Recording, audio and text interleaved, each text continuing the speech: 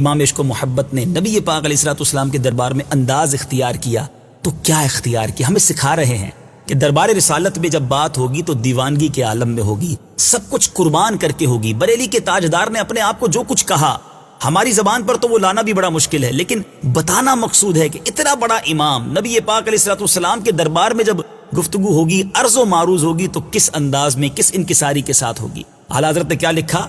کوئی کیوں پوچھے تیری بات رضا، تجھ سے کتے ہزار پھرتے ہیں۔ ہم تو یہ کہیں گے کہ تجھ سے شیدا ہزار پھرتے ہیں، لیکن یہ پتہ بھی ہونا چاہیے کہ اعلیٰ حضرت کی عاجزی کیا ہے، اعلیٰ حضرت کی انکساری کیا ہے۔ اور جب اس درد کے عالم میں پکارا تو کہتے ہیں نا، ہجر نبی میں آہ کہاں بے اثر گئی، تڑپے جو ہم یہاں تو مدینے خبر گئی۔ جب یہ شعر لکھا اعلیٰ حضرت نے، یعنی کچھ اس طرح عرض کیا کہ یا رسول اللہ، میری کیا اوقات آپ کے در پہ، میری کوئی بات کیوں پوچھے گا، میرے جیسے تو بہت سارے ہیں آپ کے در پر غلام۔ یہ وہ انکساری تھی۔ تو نبی پاک کو کیسا پیار، کیسا رحم، کیسا کرم فرمایا میرے آقا نے کہ جاگتی آنکھوں سے بیداری کے عالم میں اعلیٰ حضرت نے نبی پاک علیہ الصلوۃ والسلام کا دیدار کیا۔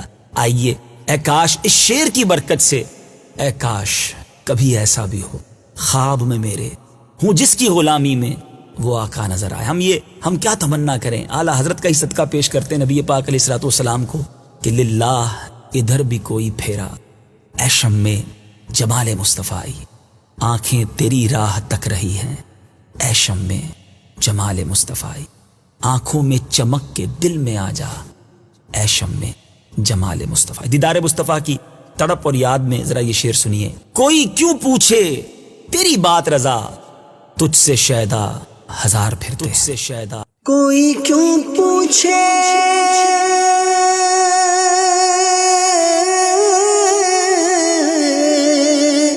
تیری بات رضا،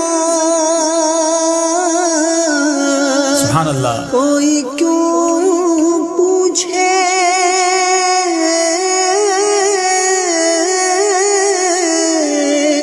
تیری بات رضا، تجھ سے شیدا ہزار پھرتے ہیں، تجھ سے شیدا ہزار پھرتے ہیں۔ سبحان اللہ، سبحان اللہ۔ صلو علی الحبیب صلی اللہ تعالی علی محمد۔ مجھے اپنی اور ساری دنیا کے لوگوں کی اصلاح کی کوشش کرنی ہے انشاءاللہ۔